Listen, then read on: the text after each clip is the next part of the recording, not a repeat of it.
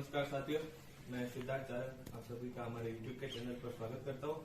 आज अपन मेवाड़ के इतिहास की सेकंड क्लास करने जा रहे हैं। कल की क्लास में अपन ने क्या देखा था उसका अपन 2 मिनट में रिवाइज कर लेते हैं। कल अपन ने मेवाड़ स्टार्ट किया था, उसका ज्योग्राफिकल एक्सपेंशन देखा था, भौगोलिक विस्तार, कौन कौन से 5 जिले पढ़े थे अपन ने, चित्तौड़, उदयपुर, राजसमंद, भीलवाड़ा और प्रतापगढ़। उसके बाद में अपन ने इसके कुछ प्राचीन नाम देखे थे, या 3 नाम थे सामने, मेरपाट, मेर या मेव जाति की वजह से, और प्रागवाट पठारी क्षेत्र की वजह से, और सीवी जनपद जो पंजाब से आएगी सीवी जाति के कारण इसके प्राचीन नाम था सीवी जनपद। तो उसके बाद में अपन ने कल गुइल वंश की स्टार्टिंग की थी। उसमें अपन ने गुइल के बारे में 2 थ्योरी पढ़ी, कर्नल टोड की और अबुल फजल की। उसके बाद में अपन ने इनकी चॉइस शाखाएं थी, किसने बताया, नैन्सी और टोड ने। उसके बाद में अपन ने इसके जो पहले राजा जिसकी इंफॉर्मेशन अपन को मिली थी सबसे ज्यादा, बोपा रावल, उनके बारे में पढ़ा था। कौन थे, 734 ईस्वी में नागदा के हरित ऋषि के आशीर्वाद से मानमोरी को हराकर चित्तौड़ प्राप्ति की थी। उनकी तुलना चिंतामणि विनायक वैद्य ने चार्ल्स मार्टेल से की। 3 उपाधि थी उनकी, हिंदू सूर्य, राजगुरु, चकवे और कुछ और बातें उनके बारे में थी जो आप कल का वीडियो ध्यान से देख। तो कल की क्लास की अपन ने देख लिया क्या क्या पढ़ा था। अब आज अपन शुरू करने जा रहे हैं दूसरा मेवाड़ का राजा जिसके बारे में अपन को इन्फॉर्मेशन मिलती है, अल्लट। हेडिंग डाल लीजिए आप सभी, अल्लट।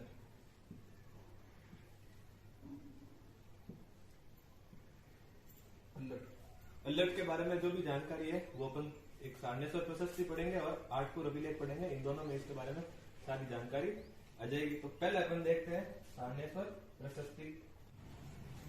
सारनेश्वर प्रशस्ति कब की है ये, 953 ईस्वी की।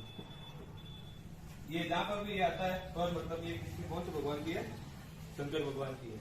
अब ये कहां से मिली, तो ये वराह मंदिर आहट, यहां से मिली है। ये जगह तो उदयपुर के पास में है, लेकिन जो ये है इसके बारे में जब पढ़ा इतिहासकार ने तब पता चला कि ये जो बात बताई जा रही है इसमें वो कहाँ की है, वराह मंदिर आहट की। अब ये प्रश्न आता है कि भाई अगर ये वराह मंदिर आहट की है तो सारनेश्वर ने यहाँ पर मंदिर में क्यों लगी हुई है। तो अपन के यहाँ पे भी सामान्य देखते हैं, आपका किसी का कोई पुराना घर होता है, उसको अपन जब पुराना होता है तो उसको तोड़ते हैं, तो उसमें जो भी पत्थर वगैरह होते हैं वो कहीं नई बिल्डिंग कंस्ट्रक्ट करते हैं तो उसमें लेके जाकर यूज कर लेते हैं। तो जब ये वराह मंदिर में लगाई हुई होगी, लेकिन उस समय मुस्लिम आक्रमण हो रहे थे तो मंदिर पर आक्रमण हुआ होगा, ये इसमें टूट गया होगा। और जब कभी भी बाद में कुछ समय बाद जब ठीक हुई सिचुएशन तो नया मंदिर बनाया होगा सारनेश्वर, और ये वहां पर ले जाकर ये लगा दिया था। तो ये वराह मंदिर किसका है, विष्णु भगवान का। उसमें अपन को क्या जानकारी मिलती है भाई, इस समय यहाँ पर ये राजा अल्लट है, इसकी मम्मी का नाम क्या था अल्लट के, इसमें जानकारी दी भाई अल्लट, इसकी मम्मी का नाम महालक्ष्मी, और इसके बेटे का नाम दिया था क्या, नरवाहन। और उसमें मंदिर बनाने में जो भी चंदा देने वाले थे उनका भी नाम लिखा हुआ है। तो उस समय चंदा देने के वाले को क्या कहते थे, गोष्ठिक।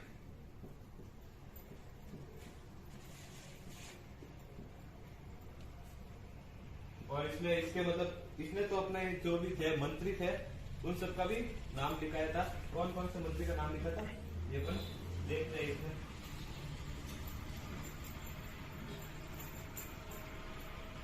एक जो था वो था अमात्य, एक इसमें लिखा हुआ था संधि विग्रह, एक इसमें था अक्षपटलिक, एक था बांदीपति, एक था विस्कादिराज। ये नाम नहीं है, ये क्या है, मंत्रियों की क्या है, पोस्ट है। अमात्य मतलब अमात्य यानी जो सभी मंत्रियों में हेड होता था। और उसके बाद क्या है, संधि विग्रह, यानी कहीं पे भी कोई युद्ध वगैरह होता है, संधि होती है तो उसका ध्यान कौन रखता था, संधि विग्रह। अक्षपटली यानी खर्चा कितना हुआ और इनकम कितनी हुई उसकी कौन जानकारी रखता था, वो कितना था अक्षपटली। बांदीपति यानी जो भी थे भाट वगैरह थे, जो इसके राइटर, मेरे दरबार के जो कवि है, राइटर है, वो और भिस्कादी राज यानी इसका क्या मतलब होता है, वैद्य राज। मेरे जो है प्रमुख जो वैद्य राज है उनका नाम। तो इससे अपन को क्या मिलता है, पता चलता क्या है कि भाई अल्लट ने जो है उस समय नौकरशाही की स्थापना भी कर दी थी। तो मेवाड़ में सर्वप्रथम नौकरशाही की स्थापना किसने की, अल्लट ने की। कैसे पता चला अपन को, तो सांडेश्वर प्रशस्ति से पता चलता है। यहाँ से सीधे सीधे 4-5 क्वेश्चन बनेंगे। तो अल्लट के बारे में जो उसकी मम्मी का नाम क्या था, महालक्ष्मी था। और मेवाड़ में सर्वप्रथम नौकरशाही की स्थापना किसने की, तो अल्लट ने की थी। अब इसके बारे में अपन जो दूसरी चीज पढ़ने जा रहे हैं वो कौन सा है, आठपुर अभिलेख। अल्लट के बारे में अपन ने एक सांडेश्वर प्रशस्ति देखी, अब अपन देख रहे हैं आठपुर अभिलेख। कब का है, 977 ईस्वी। इस समय यहाँ पर राजा कौन था, शक्ति कुमार। इस शक्ति कुमार ने अपने से जो पहले के जो भी सारे राजा थे उन सबके बारे में लिखवाया है। तो सबके बारे में लिखा है, तो अल्लट के बारे में भी लिखवाया होगा। उसमें इसने बताया इसकी मम्मी का नाम महालक्ष्मी, तो उसमें सांडेश्वर में भी है। इसकी पत्नी का नाम बताया है हरिया देवी। ये हरिया देवी थी जो कौन थी, हुण राजकुमारी थी।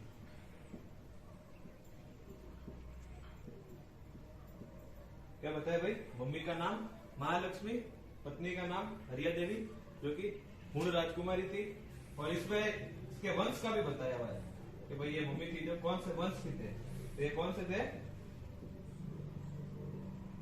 राष्ट्रकूट। इन्हीं राष्ट्रकूट को आगे चल के अपने यहाँ पर मारवाड़ में क्या कहा गया, राठौड़। इसके बारे में अपन आगे चलकर पढ़ेंगे कि भाई इनको यहाँ पर अपने यहाँ पर राठौड़ क्यों कहा था। तो अल्लट के बारे में अपने अभी 2 जानकारी देख ली, यही सब इसके बारे में अल्लट के बारे में है। तो आप ये सब याद रख लीजिएगा। इसमें से डायरेक्ट क्वेश्चन बन सकता है। उसकी वाइफ थी जो क्या नाम था, हरिया देवी था। कौन सी राजकुमारी थी, हुण राजकुमारी। और इसने एक गांव बसाया था, कौन सा, हर्षपुर। तो 3-4 बात है, मम्मी का नाम महालक्ष्मी, वाइफ का नाम हरिया देवी, हुण राजकुमारी, हर्षपुर गांव बसाया था। कब का ये, 977 ईस्वी। इसके बारे में अल्लट के बारे में एक और बात है, आप इसका थोड़ी ध्यान रखना कि इसका एक और नाम था, अन्य नाम क्या था, आलू रावल। शायद ये उस समय हष्टपुष्ट रहा होगा, इसलिए इसको क्या कहते थे, आलू रावल भी कहा करते थे। तो अल्लट के बारे में अपन के यही 2-3 जानकारी है, आप सब याद रखना, अच्छे से नोट में लिख लो, थोड़ा रिवाइज कर लेना। इसके बाद अपन अगला राजा पढ़ने जा रहे हैं, कौन सा है वो, जत्र। तो अल्लट के बाद अपन नेक्स्ट राजा पढ़ने जा रहे हैं जत्र सिंह। अपने नोटबुक में हेडिंग डाल लीजिए, जत्र सिंह। ये जत्र सिंह से जो है अपन को क्या, इसका टाइम पीरियड मिलना भी स्टार्ट हो जाता है। क्या है, 1213 से 1253 ईस्वी। टाइम तो अपन को याद नहीं रखना है, कुछ मेन राजा है उनका ही रखना है, बाकी ये सीक्वेंस के लिए आपको हेल्प कर सकता है, तो लिख लीजिए, आप याद रखने की जरूरत नहीं है। जत्र सिंह के बारे में जो अपन को एक जानकारी मिलती है वो क्या है, उताला का युद्ध।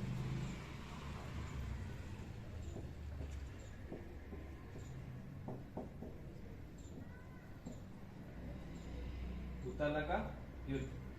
अब कोई भी अगर युद्ध होगा तो उसके बारे में अपन को 2-3 बातें, कब हुआ, कहां पर हुआ, किसके बीच में हुआ था और क्या परिणाम निकले थे। तो कब हुआ, तो 1227 ईस्वी में हुआ था। कहां पर हुआ, कहां पर रहता था भाई ये जत्र सिंह, नागदा। तो नागदा में ही हुआ था, उदयपुर के पास ही नागदा में। किस किस के बीच में हुआ था, तो दिल्ली का सुल्तान था इल्तुतमिश और जत्र सिंह के बीच में हुआ था। ये इल्तुतमिश कौन है, इसका नाम आपने सुना होगा, दिल्ली का सुल्तान था। या फिर एक नाम आपने जरूर सुना होगा, रजिया सुल्तान। तो ये जो रजिया सुल्तान थी वो इल्तुतमिश की बेटी थी। इस युद्ध में जत्र सिंह जीत गया था, लेकिन जब अपने जो राजा हुआ करते थे मुस्लिम, उनकी एक अलग लड़ने की टेक्निक हुआ करती थी। उनको लगता था भाई अपने युद्ध में स्टार्टिंग में अपन पीछे रह रहे हैं, तो वो सेना वापस लेकर भाग जाते थे। नेक्स्ट टाइम ज्यादा सेना लेकर आएंगे और वापस अटैक करेंगे। ऐसा अपने मेवाड़ मारवाड़ अपने राजपूत राजाओं में नहीं हुआ करता था। दो ही सिस्टम थे, या तो युद्ध में जाना है, या तो जीत कर आना है, या फिर वापस आना ही नहीं है। तो ये इसको लगा इल्तुतमिश को कि भाई चैत्र सिंह बहुत आगे है युद्ध में, तो ये वापस भागने लग गया। और अपने मेवाड़ के और मारवाड़ जो भी राजपूत राजा थे उन सब की एक और खासियत थी कि वो भागते हुए शत्रु का पीछा करके उसको नहीं मारते थे। तो जब ये भाग रहा था तो युद्ध के समय सब सेना तो वहां पर गई थी युद्ध के मैदान में, और जो परिवार वाले हुआ करते थे उनको युद्ध होता था तब सेफ जगह पर रखा करते थे। तो जो नागदा था, तो इस भागते हुए इल्तुतमिश ने क्या किया, नागदा को लूट लिया था, क्षति पहुंचा दी और नागदा को लूट लिया। जब सेना वगैरह वापस आई और उन्होंने देखा भाई नागदा को तो इल्तुतमिश ने लूट लिया है, तब उनको लगा कि अगर राजधानी कोई समतल एरिया में होगी तो उसमें कोई भी आता जाता जो होगा, लोग या दुश्मन होगा, वो उसे लूटपाट कर लेंगे।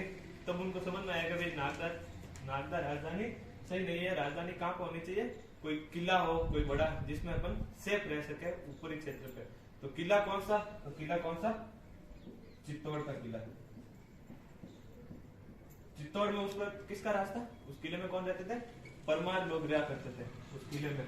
तो उन्होंने परमार को हराया और ये किला हासिल किया, और अब नई राजधानी कौन सी बनाई, चित्तौड़। तो सीधा यहाँ से क्वेश्चन बनेगा भाई चित्तौड़ को राजधानी किसने बनाई थी, तो जैत्र सिंह ने बनाई थी। कौन से युद्ध के बाद बनाई थी, भूतला का युद्ध किसके बीच में हुआ, इल्तुतमिश जैत्र सिंह, कब हुआ, 1227, कहां पर, नागदा के पास में। ये सब बातें इसके बारे में आपको जैत्र सिंह के बारे में याद रखनी। इस युद्ध की जो भूतला युद्ध की जानकारी है वो अपने को किसमें मिलती है, जयसिंह सूरी की एक बुक है हमीर मद मर्दन। क्या मतलब इसका, हमीर यानी इल्तुतमिश के घमंड को तोड़ दिया। जयसिंह सूरी कौन थे ये अपन आगे की क्लास में, आने वाली क्लास में देखेंगे उसके बारे में डिटेल में। अभी आप ये याद रखना, भूतला युद्ध की जानकारी कहां से मिलती है अपने को, जयसिंह सूरी की बुक हमीर मद मर्दन। इसका मतलब इल्तुतमिश के घमंड को तोड़ दिया किसने, जैत्र सिंह ने। और जो जैत्र सिंह के बारे में एक और बात जो अपने कहा जाती है, पुराने राइटर वगैरह जो भी हुए वो कहा करते थे, जो जैत्र सिंह का समय था वो मध्यकालीन मेवाड़ का स्वर्ण काल कहा जाता था, गोल्डन पीरियड। तो ये सब बात अपन इसमें याद रखना। आज की क्लास में अपन इतना ही था। पहले अपन ने देखा अल्लट, फिर जैत्र सिंह, दोनों के बारे में आपने नोट्स लिखे हैं, ध्यान से याद कर लेना। 5-10 क्वेश्चन करें इसके बारे में, और अगली वाली क्लास से पहले 5 मिनट रिवाइज करें। धन्यवाद। आज की क्लास अपन यहीं पर समाप्त करते हैं। चैनल को लाइक करें, सब्सक्राइब करें, शेयर करें, और कोई गलती हुई हो तो क्षमा करें।